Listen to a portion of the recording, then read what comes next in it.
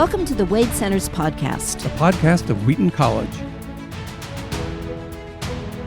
Welcome to the Wade Center podcast. This is Dr. Crystal Downing and Dr. David Downing, co-directors of the Wade, and we are joined today by Dr. James Beitler, who is forthcoming Wade director starting in July, because David and I are retiring and moving to be near family in Colorado. But we'll still take offers of speaking engagements. So you can go ahead and reach out to us.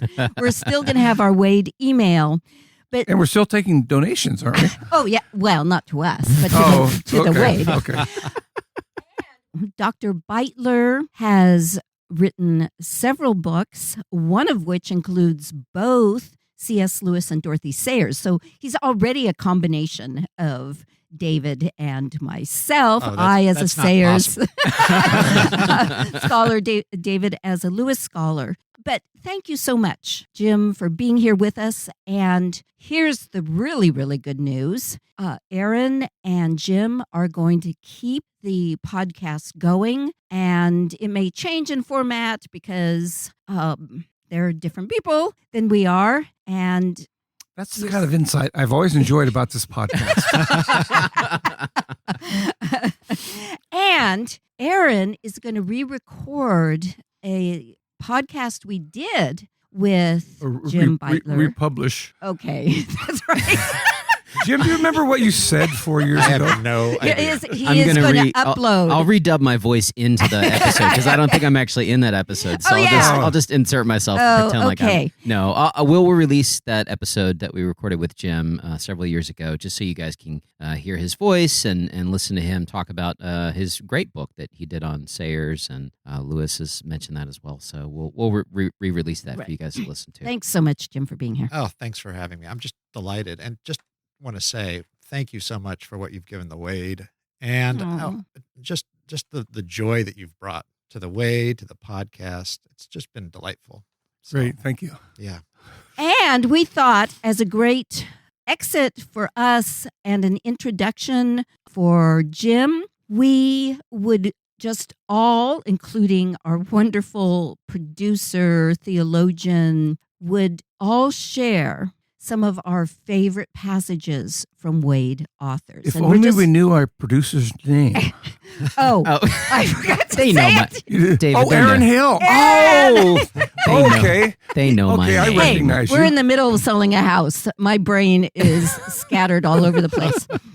So we're just going to go around the circle and hopefully cover as many Wade authors as possible. But since we've never really had a podcast on Owen Barfield, maybe we could start with him, and that will be our first person. Does anybody have a Barfield quotation? Well, I had one that was really going on evolution of consciousness, which was his big paradigm, not the history of ideas, but the history of consciousness. Primitive people actually thought differently than we do. When they used the words for spirit and breath and wind, it was all the same word. And in their minds, there was this kind of metaphysical connection.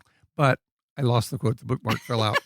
But one that I like comes from Saving the Appearances, where Barfield says, "It's easy to appreciate there's no such thing as an unseen rainbow." He's talking about how knowledge is participatory. There's not just the objective world out there, but there is a phenomenon which is experienced by a human brain and interpreted. He goes on to say, there's no such thing as an unheard noise or even unfelt solidity. The feeling of solidity happens in the human brain. So I just enjoyed that interesting metaphor for the fact that human knowledge is participatory. There's no such thing as an unseen rainbow. Nice. While we're on Barfield, I don't have a quote from it, but he wrote a wonderful short story called The Desolated Area, which is in the Barfield Reader. And it's a portrait of PTSD long before that term came about. It's about a World War I veteran who's come back. He's gotten married, and he still has all these haunting memories and visions of his war experiences. And his wife keeps saying, "It's over, dear. You survived. You're back in England. Let's go on with our lives." And he wants to do that, but he can't do it. So I would definitely recommend a short story by Barfield called The Desolated Area. If I ever taught a course on war literature, this would be one of the first things the students would read. In fact, Owen Barfield is the only one of the 7 authors archived at the Wade who actually visited the Wade. He was teaching, was it at Harvard he was teaching? He was teaching He came to America several times. Yes. He lived to be 100. Yeah. He delivered a address at Wheaton College, and then there was an article. I think the opening article of 7 was actually an article that was written by Owen Barfield. So that's right. That's right. Right. And Lewis also came to the Wade, according to a docent. One time, Marge was down in the museum space. Apocryphal stories? Yeah, this person said, when C.S. Lewis came to the Wade, he said, "That's my wardrobe from my childhood." And Marge took him aside and said, "Lewis died in 1963. He never came to the Wade." And he said, "Well, thanks for your opinion." And he went back and said, "And Lewis also enjoyed it, so that's my writing desk." Oh, wow. So we should have a whole different podcast, which is just untrue things about the Wade Center. There is someone who we have interviewed who wrote a book called The Quotable C.S. Lewis. The Misquotable Misquotable Lewis. C.S. Lewis. And how people, attribute to Lewis. But this happens to all famous people. Individuals want to attribute to them certain aphorisms if it's that they wise, never said. In the 19th century, if it's wise, people say Lincoln said it. And if it's funny, people say Mark Twain said it. So these quotes tend to glom on to a famous person. I do want to share one Barfield quote, actually. Oh, good. As soon as you mentioned that, it reminded me. So there's an essay that Owen Barfield wrote called Equity. And if you're ever interested in doing some work on Samuel Taylor Coleridge, and romanticism and things related to that, it's a good essay to look at. He wrote it in 1932, and it was written in the context of the Depression. And obviously he's writing from England, and so he includes some things about what's going on over there. And because he was familiar with English law, the whole first section of it is he's actually drawing some connections from British common law and stuff. And so it gets a little, like most Barfield stuff, it gets a little technical, but then he has a couple points where some really fascinating stuff comes through. Long story short, he's talking about property and how you can't really own anything unless everybody agrees that you own it, right? So I can't just say, I own the Downings house now, and it's on sale. Like, I can't just declare that on my own. Like, you guys would have to agree, and the courts would have to agree. Everybody has to agree that I own the house. Otherwise, I'm just squatting. I'm just stealing. And so he continues this line drawing through, and he eventually gets to this point where he talks about consciousness and what it means to be self-aware and self-consciousness. And he drawing from Coleridge, he tries to make this argument that what it means to be self-aware, to recognize that we are an individual, is something that only happens in the context of other people. We have to be in a community to actually understand our own individual self-identity and awareness and sentience. And so he has a line in here, just one sentence out of this entire Barfield essay, but it really stuck with me. In talking about Coleridge and self-consciousness, he says, "Self-consciousness is a gift which men can only receive at the hands of one another." And so it's a very powerful essay if you manage to work through the whole thing. He goes on to talk about Christ and how he makes a home in this relationship between people and in the context of community. It's a very actually moving essay if you can make it through the whole thing. And the point he's trying to make in that essay in relationship to the Great Depression is when all of these things are breaking down with equity, with ownership, with property, with stock and all this kind of stuff, what do we have left? What have we built our society on? And the argument he's trying to make in there is that at the end of the day, it has to be built on community and relationships between people, because if it's all just on paper, then it can just be swept away in an instant. And so it's a very timely essay. It was reprinted a couple times. In the 60s, it got reprinted again, and I've never seen it anywhere outside of those sort of journal publications, but I think you can find it online if you search Barfield Equity. So that's great. I just remember another one. Was it Barfield who said life is like a box of chocolates? Is that Barfield? Well, Aaron, you just gave me an idea, because I'm still going to be writing and publishing after I retire. I just get such joy out of it. And what you just read, Aaron, is so similar to the theory of Mikhail Bakhtin, who is a Russian theorist who was sent to exiled by Stalin because he was a Christian. But he said something very similar, and he called it participatory outsidedness. Yeah. That outside a person, you participate in their understanding of themselves. And I would love to do research to see if either of them read each other. Yeah. So, well, I've got a Barfield quote wonderful. That kind of ties some of that together, because it's about Barfield's relationship with Lewis. Of all things, and Barfield's visit to the Wade. Oh, good. That's the setup for it. Okay, good. So Barfield did speak at Wheaton, and he met with Clyde Kilby, and that's on video. And you can actually Google that, Barfield, Kilby, Wade, and watch a snippet of it. And it's just really fascinating. Yeah, I think it's on the Wade Center's YouTube channel, actually. I think that's where it might be. Yeah. And so Kilby shows Barfield the wardrobe, and then they get out an edition of the Silver Trumpet, and then they sit down together, and Kilby asks Barfield about his relationship with Lewis. And he talks a little bit about getting to know Lewis. A friend had invited them to have tea together, and then they got to know each other better after being undergraduates. And then you can watch a tiny snippet of the beginning of Barfield's lecture at Wheaton. And he opens with Pilate's question, "What is truth?" Which is a really interesting opening. But what struck me there is Kilby asks Barfield about Lewis. And Barfield actually talked about this in an introduction to a book called Light on C.S. Lewis. And so I just want to read that. So this is Barfield on Lewis. "I'm fairly often approached for general comment on C.S. Lewis or for an explanation of his attitude to this or that. This used to be so even during his life. Such requests always make me feel both embarrassed and fraudulent. As if I could explain anything. He stood before me as a mystery, as solidly as he stood beside me as a friend." Oh, wow. Nice. Isn't that amazing? Just about how we know others and relationship, right? Yeah. And the complexity of other persons, and how we really never know another person fully. Just an insight there. It is good. Tolkien said something similar. He said, "You'll never get to the bottom of that man." He said about Lewis. About Lewis, yeah. There's just a depth there that you're never going to reach the full depths of Lewis. Well, that's why we can keep this podcast going, because the depths are still there. And Kilby, who Jim was mentioning, is the person who started the collection and started it as a Lewis collection. And it's almost as though Kilby is endorsing what both Aaron and Jim have just said by saying we need to start collecting these people who were in the participatory outsideness, to use Bakhtin's term, who helped shape what Lewis became. Yeah. And that's why we have 7 authors. Yeah. Lewis and the 6 other people who were very important to his view of both faith and the spirit and the mind. Yeah.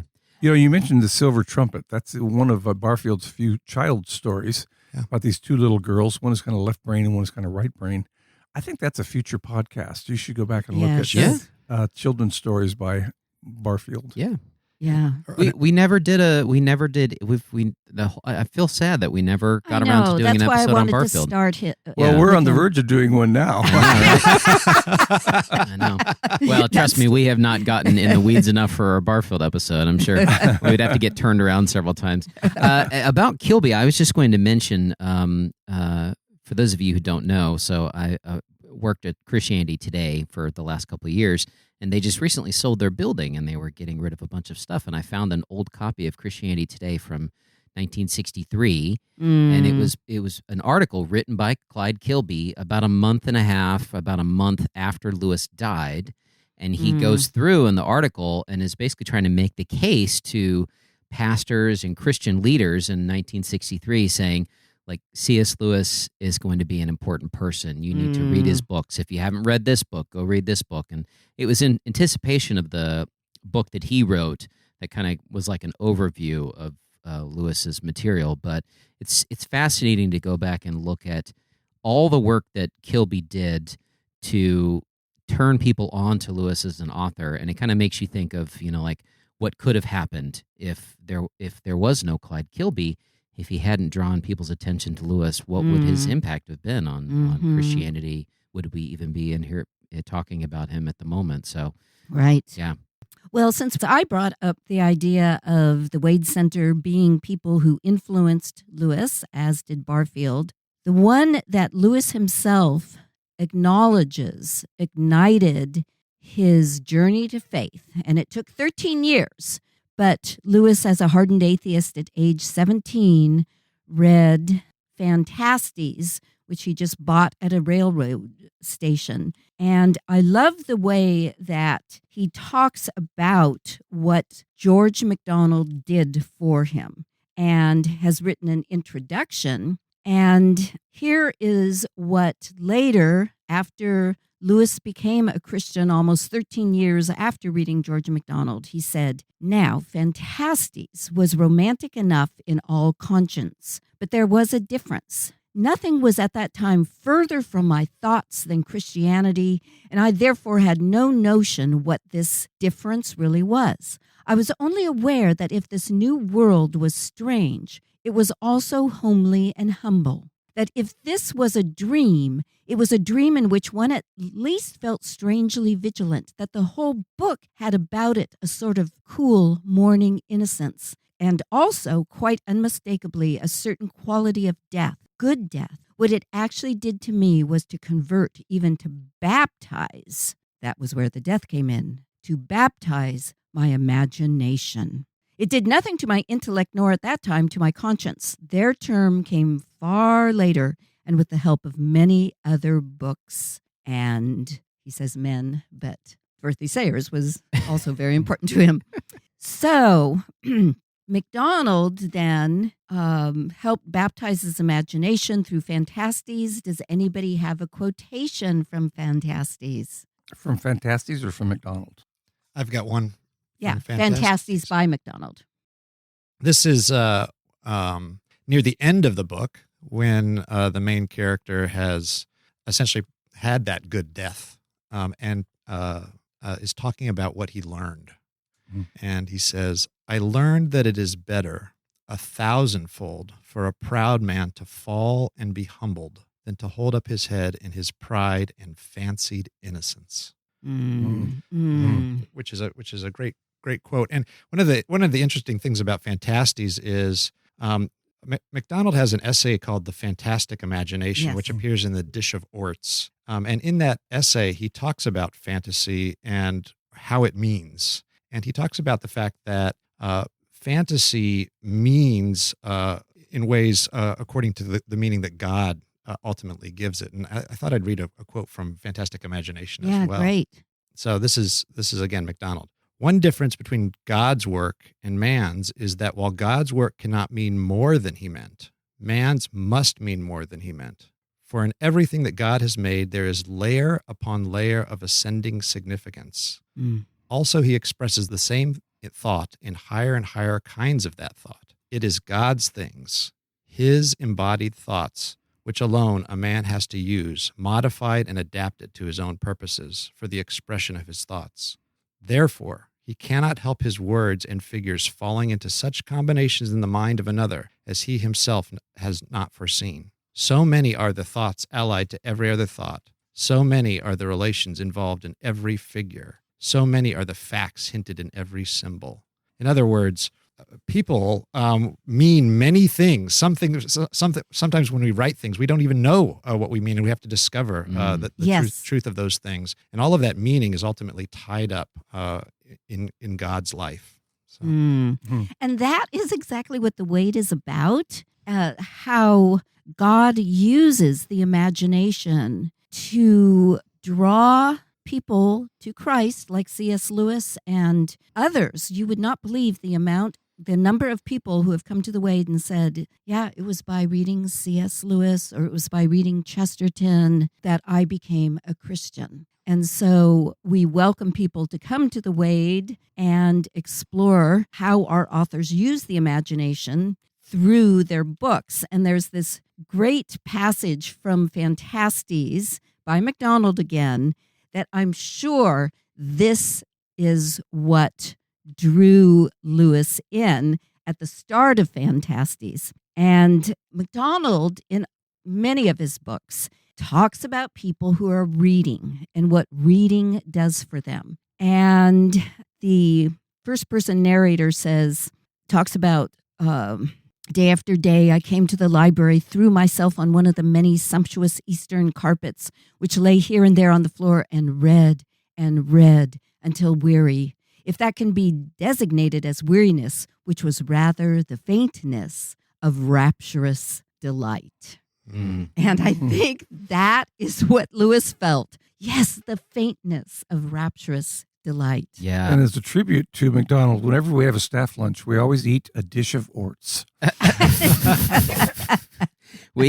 One more quote from Fantastes. I was going back through my notes from that episode and the highlights from the book, and there was this one note that I wrote down, and it when you're talking about the impact that it had on Lewis, I in my head I imagined that this had an impact on Lewis. This quote, this is the narrator speaking, and he says, "I should have ill endured the day before to be called boy, but now the motherly kindness of the word went to my heart, and like a boy indeed, I burst into tears." One of the things that strikes me when you go read MacDonald and then Fantastes and some of his other children's literature is the childlike nature, the way that they break down the sort of emotional epiphanies that they have. And I can only imagine that, as we've talked about before on the podcast, for Lewis, the loss of his mother when he was young, being sent off to boarding school, not feeling like he had a childhood, and you see that show up in, his Narnia Chronicles, just that idea of, his mother and all the connections there. So MacDonald is able to bring out those emotional epiphanies in his stories in ways that I think are really resonant. So. I want to tell a quick MacDonald story from teaching. One of my privileges as director of the Wade has been to teach 2 normal semester courses and 2 summer school courses. And those 4 teaching experiences rate in my top 10 of my over 40-year teaching career. I've had a wonderful time teaching Wheaton students. One time I was talking about MacDonald, and I was just flashing some PowerPoint slides of quotable quotes. And one of them said, "Doubt is a message from the living God to the honest soul." And then I went to move on to the next PowerPoint, and the student said, "Excuse me, Dr. Downing, can you go back?" And I go, "Yeah, it says doubt is a message from the living God to an honest soul." And he said, doubt is okay? Doubt is a part of growth? He says something like doubt, it often comes when you're just getting ready to explore new territory and expand your horizons. And to me, it was so interesting. This student obviously gotten the impression from his early church life that you're supposed to not have doubt. That's a sign of weakness. That's a lack of faith. And to have permission to doubt something and to say it may even be an instrument of spiritual growth. Yeah. Right. This was a revelation to him that came in one sentence from George MacDonald. Yeah. You can see the powerful effect on young people of reading our authors. Lewis liked to say an author is not a spectacle to be looked at, but you should look through their spectacles. And our authors had this unique ability to look through the spectacles of faith and give us a clearer image and a more expansive and satisfying image of who God is. So I had another MacDonald quote, but this is I don't know where the best place for this is, so I'm just going to insert it here. Maybe we should kind of go author by author. Well, so might as well. We're still talking about MacDonald, but this is MacDonald in The Great Divorce. So this is a quote that C.S. Lewis puts in the mouth of George MacDonald, but I feel like it fits what you were sharing there. So towards the end of the book, after Lewis has watched people turn back from heaven and decide to go back to hell, he looks at MacDonald and he asks him a question. He says, "In your own book, sir, you were a universalist. You talked as if all men would be saved, and St. Paul too." And then MacDonald replies, "Ye can know nothing of the end of all things, or nothing expressible in those terms. It may be, as the Lord said to the Lady Julian, that all will be well, and all will be well, and all manner of things will be well, but it's ill talking of such questions." And then he goes on to say, why is it ill to talk of those questions? He says, "Because they are too terrible, sir?" asking MacDonald. And MacDonald says, "No, because all answers deceive." And so I love how in the story, in this account of, who goes to heaven and who goes to hell, he introduces obviously this sort of somewhat, questionable belief that MacDonald had, and he talks of universalism. But putting in MacDonald's mouth this idea that we shouldn't push for finality, for answers that give us these clear-cut categories, because often what they do is they lead to these crises of faith, particularly for young people. And so I love how MacDonald functions in the story in a lot of ways, but one of the things he does is he sort of pulls you back at the end of the book and says, hey, you don't have to have all the answers here, and searching for them so hard can actually lead you to, be even more confused. And so we need to trust that all will be well, and that God is going to do what's right in the end. Here's a suggestion for students out there. If you're taking a final exam and the question just eludes you, you have no idea, you could say, I'd love to tackle this, but as George MacDonald said, all answers deceive. Go ahead and put that on your final exam. See if it flies or not. Well, that is something that I had to learn, and MacDonald is so good this way, because I realized the kind of fundagelical background I grew up in, it was all about certitude. And faith is the opposite of certitude. Yeah. And in MacDonald's writings, anytime a character has certitude, no, this is the way it is, this is what God is doing, those tend to be his most problematic characters. Yeah. And he embodies in his writings, 1 Corinthians 13, I forget which verse, but it says, faith, hope, love abide, and the greatest of these is love. Yeah. And MacDonald reinforces that. It's faith, hope, and love. Faith is the opposite of certitude. You have to have faith that God knows what is happening. We don't. And but the greatest of these is love. If we don't show love, we don't have have Christ-likeness. One quote from MacDonald along those lines in his unspoken sermons. He says, "No heart will be content with the law for love. The law cannot fulfill love." He goes on to say, "But I am certain that it is impossible to keep the law towards one neighbor except one loves him." And so he goes on, essentially says, like, don't seek the law in and of itself, and don't seek to certitude. Don't seek these answers on these things. Instead, seek love and use that love to love your neighbor. And in doing so, you will fulfill the law. And so what I love about MacDonald is the way that he's constantly pushing you to that emotional place and away from the rational. We often turn to people like Lewis because we get to talk about these intellectual pursuits and stuff. And so it's interesting that there's this sort of people that get into Lewis and then they're like, oh, I should go read George MacDonald. And, he's there with the emotional trap to kind of catch you and go, oh, wait, it's not about the answers. It's about love. And I had a student who was participating in a very difficult project. It was a kind of a difficult thing to do, and it was over many months. And while she was doing that, one of the things that she found comfort in was reading Fantasties. Wow. And I think it's primarily for that reason that Aaron's talking about, that there was a kind of emotional resonance, and it kind of went beyond the kind of logical proof. Yeah. Right. And why Fantasties baptized Lewis's imagination, because he had certitude that there was no God. And so George MacDonald was the first person to destabilize that certitude and realize. So certitude happens both in, by the one side on the atheists and other side on Christians. And a lot of the great problems in history have been promulgated by Christian certitude. I wanted to say one more thing about George MacDonald that appealed to Lewis and appeals to me. He had a very mystical outlook on things. His consciousness, he was very drawn to the beauty of nature. At the back of the North Wind's assignment is to sink a ship. And Diamond, the little boy, says, how could you possibly follow God's will in sinking a ship? And she says, well, beyond all the noise that I see in the world and noise that I make myself, I hear a far-off song, and its beauty is inexpressible. But rather than trying to tackle the problem of evil from a philosophical point of view, he just talks about this far-off song. I wanted to read another passage that's very mystical, and it's one that Lewis liked, and it's one that I like. From where? From, I didn't put the source. It's MacDonald. All about us in earth and air. I think it's maybe from Wilfred, what was his name? Wilfred Cumberbund? Cumbermead. Oh, yeah, Cumbermead, yeah. I knew it had something to do with getting married. Yeah, Cumbermead. Okay, anyway, this is one of his more mystical moments, George MacDonald.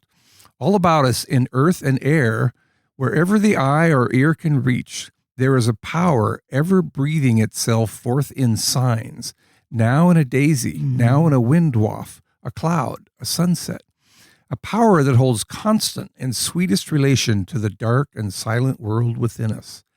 The same God who is in us, upon whose tree we are the buds, if not yet the flowers, is also about us, inside the Spirit, outside the Word, and the two are ever trying to meet in us. You could spend an hour just discussing that one quotation, I think. Let's move on to Charles Williams. Since we haven't talked much about him in podcasts, we have had maybe a couple of interviews. Does anybody have a Williams quotation that they would like to share? I have one that's actually quoted in Humphrey Carpenter's The Inklings. He quotes Williams as saying, "Sin is the choice of immediate gratification over the acknowledged pattern of the universe." Oh, that's so good. And in most kinds of sins, part of you knows better and part of you sees the consequences. Oh, I think I'll have this little fling, and then later you have 2 marriages in tatters. Most sin, some part of you knows that's not the way the universe works, but you choose it anyway. This happens to me not just with sin, but with Cinnabons. I say, just this one time, I think I can get away with this one time, and later on I go, why am I not losing any weight? The long-term consequences, I chose short-term immediate gratification. Yeah, right. That's a good analogy. Do you have one? So my Charles Williams example is related to Lewis as well. Charles Williams gave a lecture on Milton's Comus. Oh, right. And in that lecture, he basically did something that a lot of Milton criticism wasn't doing at the time, which was kind of reading with the text instead of against the text, and talking about virtue. And so Lewis, in some of his letters, I think, talks about the fact that the undergraduates, at the beginning were skeptical, but by the end of the lecture, he had them, and he had them in praise of virtue, essentially. So I have a bit of a quote from that lecture, and then I want to read a little Lewis. Charles Williams writes, "Comus is a kind of philosophical ballet. But what is this ritual ballet about? It is about an attempted outrage on a mystery. The mystery which Comus desires to profane is the mystery of chastity. It's no use trying to deal with the Comus and omitting chastity." And what he's saying there is we have to talk about what it's about, which is virtue. And Lewis loved this. And it was part of the impetus for him writing his preface to Paradise Lost, in which he adopts the same kind of model. And so his dedication in that book is to Charles Williams. And so he talks about the way in which Charles Williams was reading Milton. And he says this about Milton criticism. "Now," and this is as a result of Charles Williams' way of reading, "I feel entitled to trust my own eyes. Apparently, the door of the prison was really unlocked all the time, but it was only you, Charles Williams, who thought of trying the handle. Now we can all come out." And practice this way of reading that in another part of the preface he says is really more about adoring than teaching. The old poets, he says, when they made some virtue their theme, they were not teaching but adoring. And so really the work of these poets like Milton was partly about worship. And we need to read them that way. Is what Williams and Lewis are teaching us. Another famous Williams quote that Lewis liked to quote was, "Neither is this thou, this is also thou." In War in Heaven, they have the Holy Grail, and they're trying to decide what it means. And the archdeacon has to keep reminding himself, this image of God that captures something of what we're groping for, but it is not the final image or word or formulation of who God is. And Lewis liked to quote that in theology, the negative way is saying, no, God is not a shepherd. No, God is not a king, ultimately. Every metaphor breaks down. Right. But the way of affirmation, as Williams talked about it, is that you need some kind of fodder for the imagination. What is it about a king that is like God? What is it about a shepherd that is like Jesus? And so he liked to quote that quote several times. Lewis talked about, "Neither is this thou, this is also thou. So can we talk a little bit about, I guess we're saving Lewis for the end. Well, he's winding his way through all our conversation. We should have played a game, which is like, how long can we go without mentioning C.S. Lewis? But I wanted to get some Tolkien quotes in, and specifically, I wanted to mention a quote from Leaf by Niggle, the episode that we did. Yeah. I know, most people read the Lord of the Rings, and then I guess maybe they graduate to the Silmarillion, and then if you finish that, you sort of feel like you've climbed Tolkien Mountain, and now you're, the expert. But I feel like on the other side of the mountain, on the way down, is Leaf by Niggle, and I would almost encourage people to read that before they read the Silmarillion, because I think it's a very underrated book. But that episode that we did, there was a passage in there, and as I was preparing for the podcast today, this resonated with me because this is still an ongoing struggle that me and my wife have.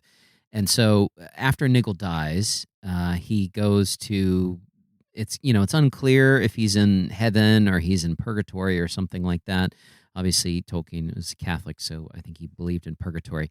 But he gets, instead of being an artist, he's given these jobs of basically going and just like painting walls, just doing very menial work, the kind of work that an artist would not, want to do. It's like, your job is to just go paint a white wall over and over again.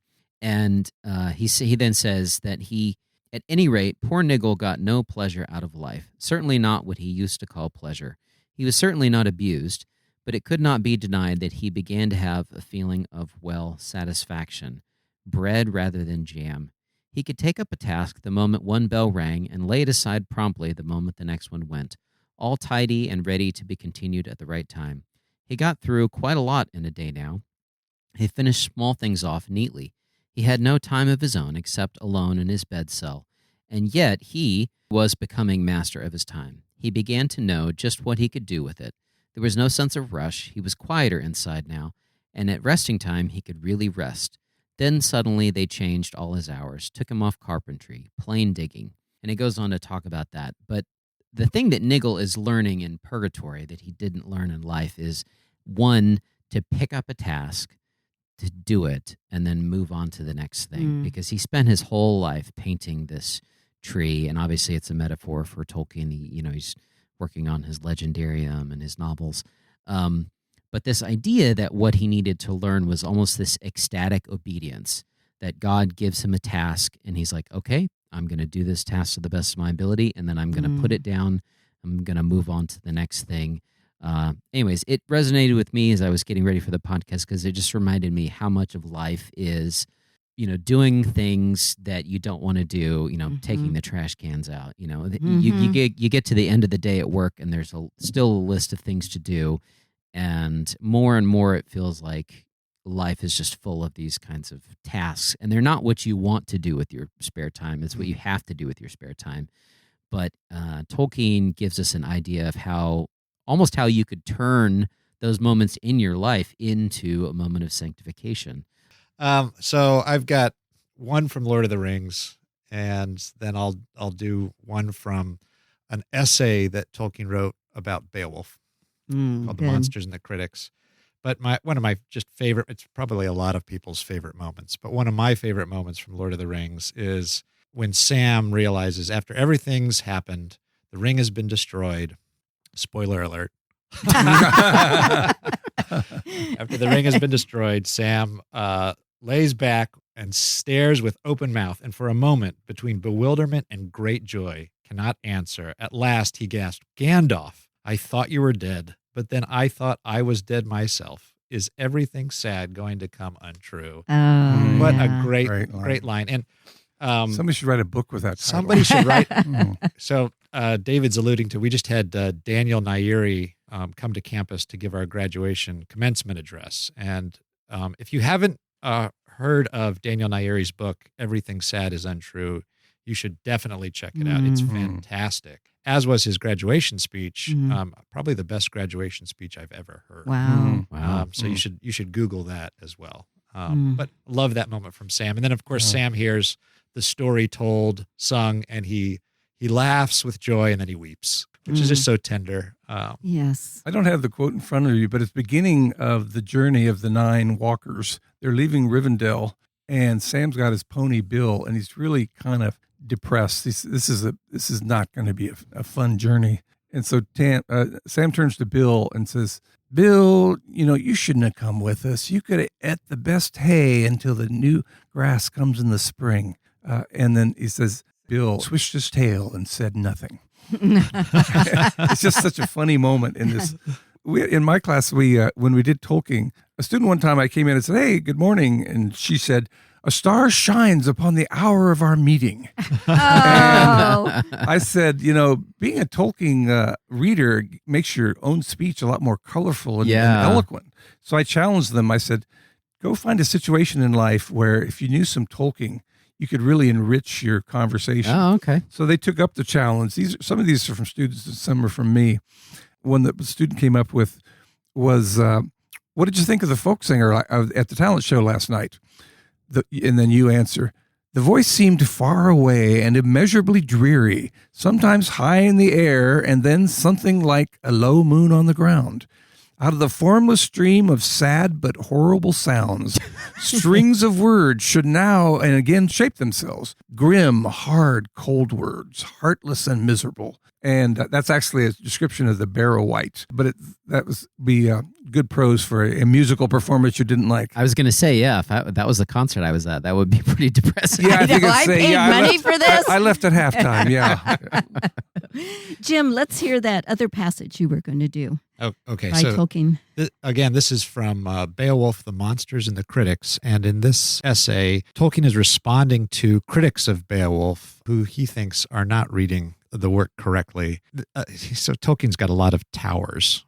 Yes, in Middle-earth. he loves towers. But this is my favorite of Tolkien's towers. Oh. And he's talking about, again, Beowulf criticism.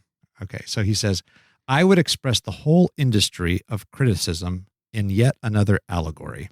Now, this is a little long, but the payoff is good. Okay. Okay. A man inherited a field in which there was an accumulation of old stone, part of an older hall.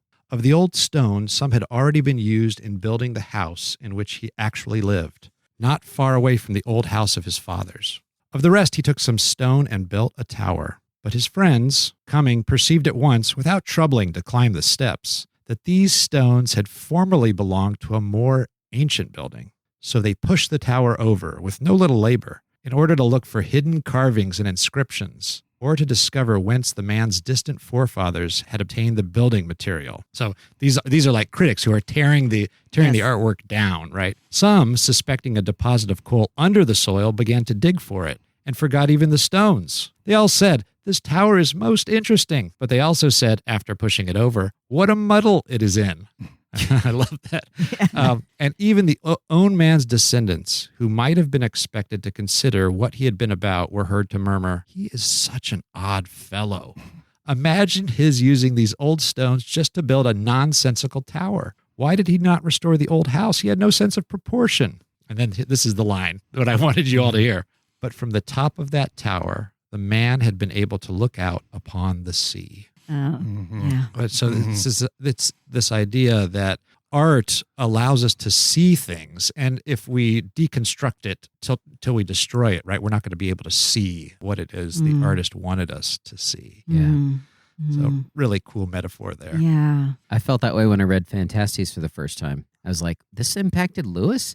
But I think I was looking for some sort of intellectual argument. Right. That allegorize swayed. Yeah, right? Yes. And then when I reread it for the podcast episode that I did, I realized that, it's the emotional journey that the character goes on that probably resonated with him. Yeah. Which is not to say that, there's not value to looking at the way literary works work, right? Yeah. Their form and their content, that can be part of the enjoyment. But another part of the enjoyment is to see with them. Yeah. Right. And you're actually using another Lewisian metaphor when you say that. His famous essay, Meditation on a Tool Shed. You see this shaft of light coming in through a chink in the boards. And if you look at it, all you see is these dust motes kind of dancing in the breeze. But if you align your eyesight with that shaft, suddenly you look outside and you see sky and trees and birds. And so this great paradigm of looking at something versus looking with something. Yeah. The tower analogy is perfect. You just look at the tower and you break it down. You never actually look with the creator of the tower. Yeah. I think Lewis's notion of enjoyment and contemplation, right, was central to that, and he distinguished between those things, and that was really important to his thought. Yeah, he got that idea from Samuel Alexander, and Jerry Root and I both went and read the entire book, and we discovered that was the only good idea in the whole book. Lewis knew how to pull out the best parts. how to harvest the best ideas from his predecessors. Well, speaking of creation and artists, I feel like we have to include a quote or two from Sayers. Yes.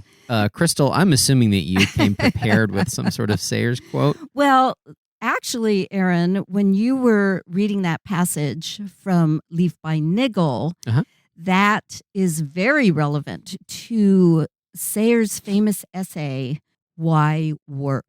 And this essay is incredibly profound, and I think it is something that Lewis, Tolkien, and she shared together, the importance of the integrity of work. It's both looking at the work itself. So there's two ways you can think of work. The work itself, like the tower Jim was just talking about, that you look at it, but also get on, see with it, look out to the sea. But then the integrity of work in terms of the artist, him or herself. And she starts by saying a building, let's go back to the tower in Tolkien, a building must be good architecture before it can be a good church. A painting must be well painted before it can be a good sacred picture. That work must be good work before it can call itself God's work. The official church wastes time and energy and, moreover, commits sacrilege in demanding that secular workers should neglect their proper vocation in order to do Christian work, by which the church means ecclesiastical work. The only Christian work is good work well done. Let the church see to it that the workers are Christian people and do their work well as to God. Then all the work will be Christian work, whether it is church embroidery or sewage farming.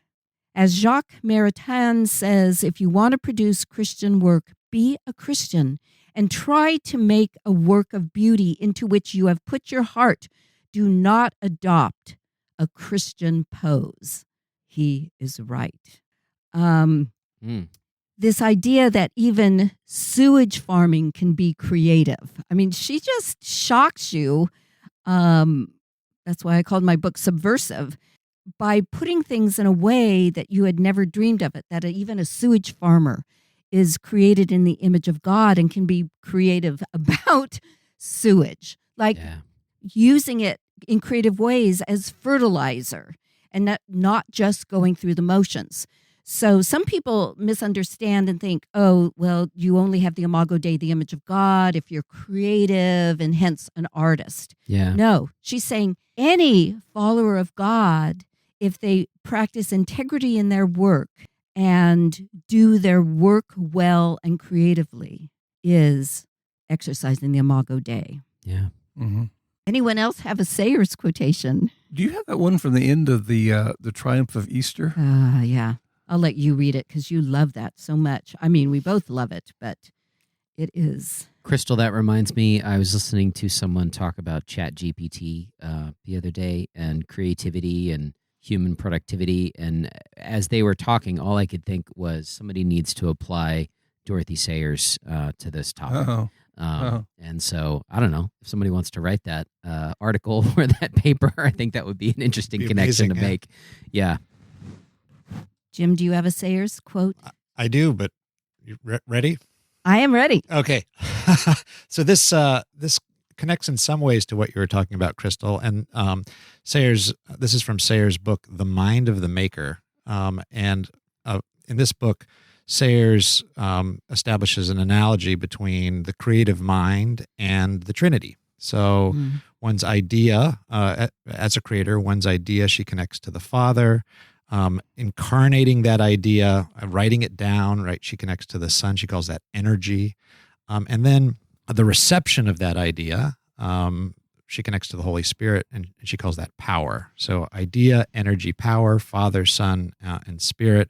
So anytime we're making, even if we're not talking explicitly about Christian things, we are bearing witness to the God who made us. This is the Imago Dei. And so we're witnessing even when we're not talking, when we're doing good work, as you were talking about.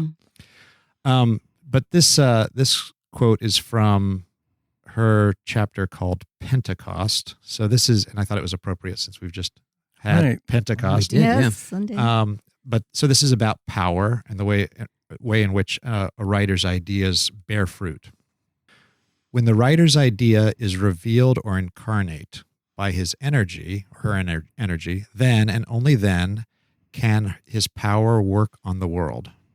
More briefly and obviously, a book has no influence till somebody can read it.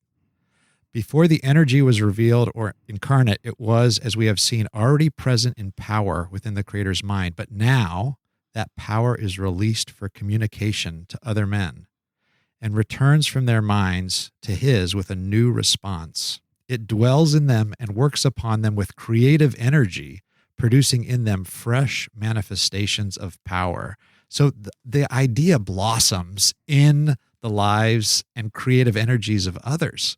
And so one artist's idea, right, which comes from others, moves outward in the world and becomes a powerful force in the world that helps others create. And I think that's partly what the Wade authors are doing, right? We have authors who are giving us ideas, and then, of course, other people are running with those ideas. But it's not all roses for Sayers. She says, this is the power of the word, and it is dangerous. Yes. There's a force to these words that we use in the world. They matter, in other words. Maybe we should add that to Barfield's formulation. He said there's no such thing as an unseen rainbow, but maybe you should say there's no such thing as an unread book until it has some effect on the readers. Right. It may not be a communication. Yeah. Yeah. Oh, I like that. This is another passage about the triumph of Easter. Sayers is famous for writing 12 plays on the life of Christ for BBC Radio using contemporary vernacular, which shocked everyone and eventually edified everyone. So she's talking about the disciples. They failed, and finally they succeeded. As for their own parts in the drama, nothing could now alter the fact that they had been stupid, cowardly, faithless, and in many ways singularly unhelpful. But they did not allow any morbid and egotistical remorse to inhibit their joyful activities in the future. They had seen the strong hands of God twist the crown of thorns into a crown of glory, and in hands as strong as they knew themselves safe. They had misunderstood practically everything Christ had ever said to them. But no matter, the thing made sense at last, and the meaning was far beyond anything they had dreamed. They had expected a walkover, and they beheld a victory. They expected an earthly Messiah, and they beheld the soul of eternity. Oh, wow. That's great. Talk about an idea that can go forth in power. Right. Yeah. Well, do we want to talk about Lewis here at the end? Well, Chesterton. We have to do Chesterton. Okay. Yeah. And I'll start with one that's kind of relevant to our own times. And this is a statement from one of Chesterton's Father Brown stories. And it's about, well, I'll just read it. It seemed somehow that politicians were very important, and yet anything seemed important about them except their politics. Yeah. I have a couple of short ones. Chesterton said, a man can no more possess a private religion than he can possess a private sun and moon. And then another one, he says, the Christian ideal has not been tried and found wanting. It has been found difficult and left untried. He was great at these aphorisms. I've got one from the Ethics of Elfland chapter of Orthodoxy. Here he is talking about how fairy tales help us recover what he calls the ancient instinct of astonishment. He says, these tales, that is, fairy tales, say that apples were golden only to refresh the forgotten moment when we found out that they were green. They make rivers run with wine only to make us remember for one wild moment that they run with water. I just love, every time I read that or think about that, I'm just in awe of our created order. our created world. Right. You mentioned the ethics of Elfland. The one quote that I had highlighted from Chesterton comes from that chapter from Orthodoxy as well. And we've mentioned on the podcast before, but he's talking about tradition and democracy. He says, tradition means giving a vote to the most obscure of all classes, our ancestors. It is the democracy of the dead. Tradition refuses to submit to the small and arrogant oligarchy of those who merely happen to be walking about. All Democrats object to men being disqualified by the accident of birth. Tradition objects to them being disqualified by the accident of death. Democracy tells us not to neglect a good man's opinion even if he is our groom. Tradition asks us not to neglect a good man's opinion even if he is our father. That is great. Well, how about we talk about some C.S. Lewis here then? Let's each do one C.S. Lewis quotation. Oh, man, we only get one? Yeah, well, we're running long, right, and he has stakes. been, as we talked about, a thread tying everything together. Okay. Well, who wants to go first? My then? one quote would be the entire sermon, The Weight of Glory. Oh. You're going to read that for us? Exactly. Huper said it was the most sublime thing that Lewis ever produced, and I'm inclined to agree. But this is a passage from about the middle of the sermon, The Weight of Glory. In speaking of this desire for our own far-off country, which we find in ourselves even now, I feel a certain shyness. I am almost committing an indecency. I'm trying to rip open the inconsolable secret in each one of you. ... The books or the music in which we thought the beauty was located will betray us if we trust to them. It is not in them, but only came through them, and what came through them was longing. These things, the beauty, the memory of our own past, are good images of what we really desire, but if they are mistaken for the thing itself, they turn into dumb idols, breaking the hearts of their worshippers. For they are not the thing itself. They are only the scent of a flower we have not found, the echo of a tune we have not heard, news from a country we have never yet visited. What a wonderful evocation of sweet desire and its promise of an eternity of bliss with God. Mine is from an essay we've never really discussed in the podcast called Bulverism. And and I think we did. I think we talked about it. Did we talk about it? Okay. Well, then mine is from Bulverism. From the much discussed essay, Bulverism. And Lewis is grappling with how Marxists and Freudians have just dismissed Christianity as ideologically tainted, that we have to get rid of things based on faith and just rely on reason and empirically verifiable realities. And here is how Lewis responds, and this is so smart. And he was anticipating brilliant people by 50 years in saying this.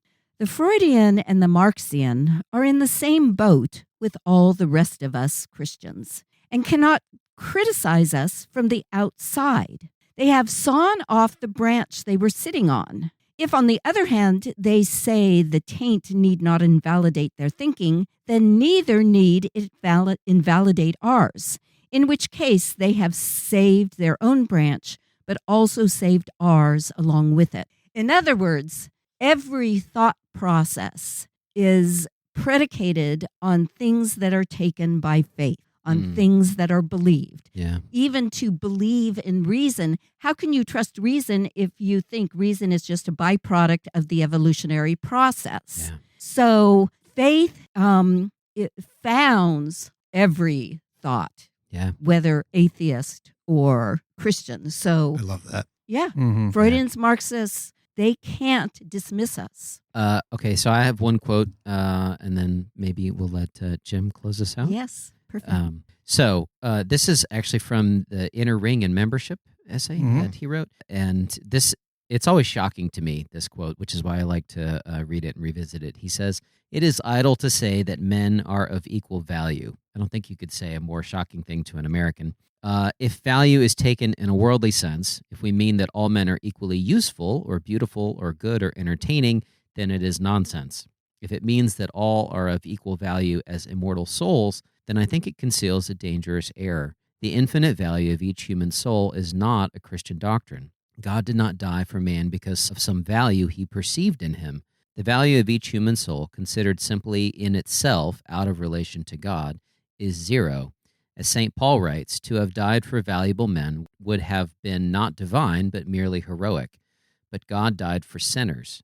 He loved us not because we were lovable, but because he is love. Mm-hmm. It may be that he loves all equally, and I am not certain what the expression means. If there is equality, it is in his love, not in us. Mm-hmm. It's wonderful. All right, mine comes from the very end of C.S. Lewis's An Experiment in Criticism, which was one of his late works. And it's just beautiful, and it's about what reading does. Literary experience heals the wound without undermining the privilege of individuality. And I'm going to skip a little bit. Then he says this: in reading great literature, I become 1,000 men and yet remain myself. Like the night sky in the Greek poem, I see with a myriad eyes, but it is still I who see. Here, as in worship, in love, in moral action, and in knowing, I transcend myself and am never more myself than when I do. Wow. Welcome, Jim, as the new Wade director. We are certain that God has guided this whole process, and that is a lovely way to hand over the baton to you. Well, thank you very much. And again, really thank you for everything that you've done for the Wade. And this podcast has just been a remarkable thing.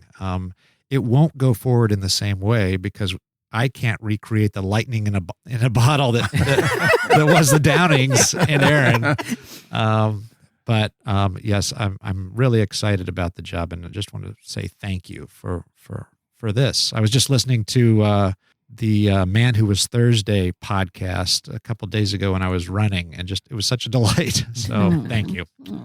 Thank you, Jim. We look forward to your leadership. You have a great voice for podcasting, by the way. Yes. Is that right? You two together will sound really good. Yeah. And we're going to edit that out, right? Yeah. No. Goodbye. Oh. Thank you so much. Thank you, guys.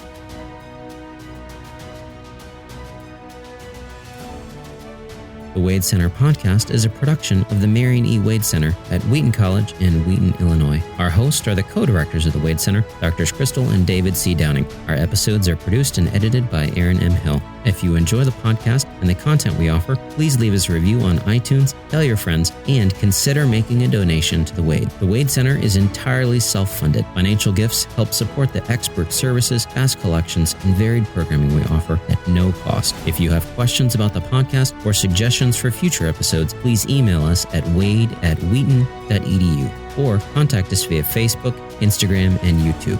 To learn more about the Wade Center, our 7 British Christian authors, what we offer, and how to make a donation, visit our website at wheaton.edu/Wade.